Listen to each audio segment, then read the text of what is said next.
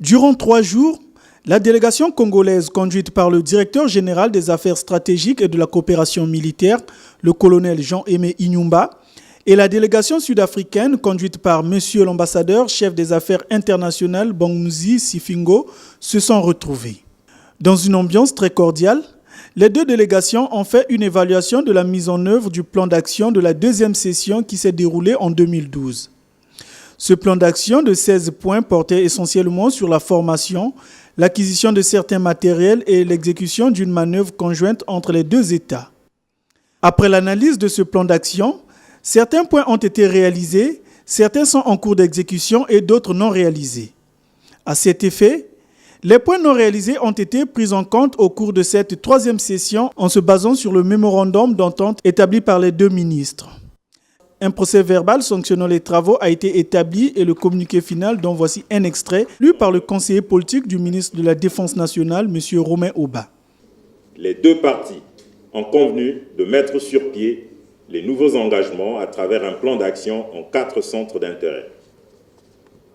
Les deux parties ont convenu que les responsables des relations internationales, des ministères de la Défense des deux pays sont chargés du suivi de la mise en œuvre du plan d'action adopté. Pour renforcer le cadre juridique de coopération entre les deux pays, 4 projets d'accord ont été examinés et adoptés. Il s'agit notamment de l'arrangement technique de coopération dans le domaine de la santé entre la direction centrale du service de santé des forces armées congolaises et de la gendarmerie nationale de la République du Congo et les services de santé militaires de la République d'Afrique du Sud. Des arrangements spéciaux de coopération en matière de renseignement entre le département de l'intelligence de la force nationale sud-africaine et la direction centrale des renseignements militaires des forces armées congolaises.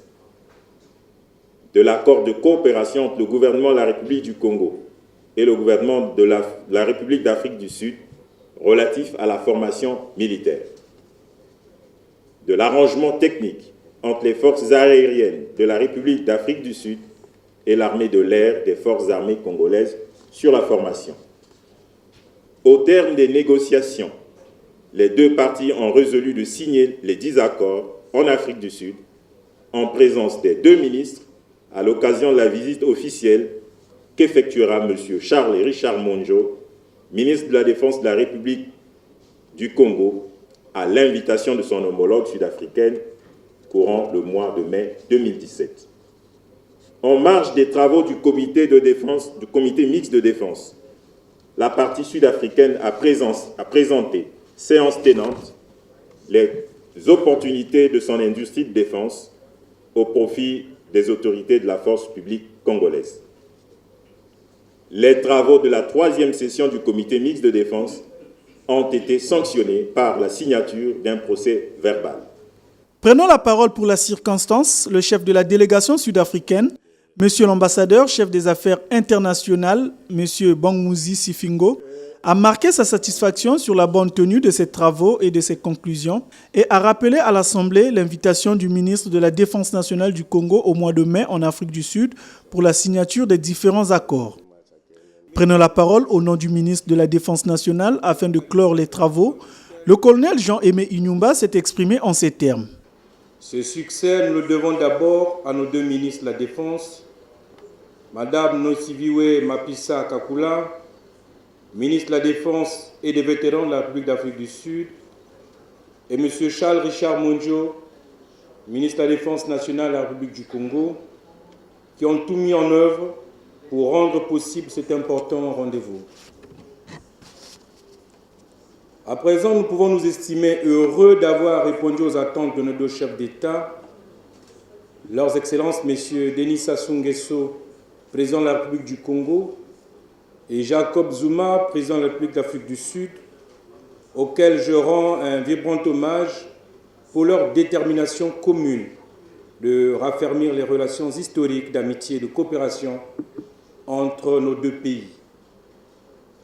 Je vous félicite, chers participants, pour avoir saisi la vision et su mettre à contribution votre savoir-faire, votre perspicacité et votre sens du devoir. je suis convaincu que nous venons de franchir une étape décisive vers la mise en œuvre d'une coopération militaire plus effective et mutuellement avantageuse. Il reste à surmonter les obstacles de parcours qui généraient la traduction dans les faits des conclusions de nos assises. Les relations entre le Congo et l'Afrique du Sud, qui datent de la période de la fin de l'apartheid, se solidifient de plus en plus avec la tenue de cette session et la signature des différents accords. Le rendez-vous est pris pour le mois de mai en Afrique du Sud.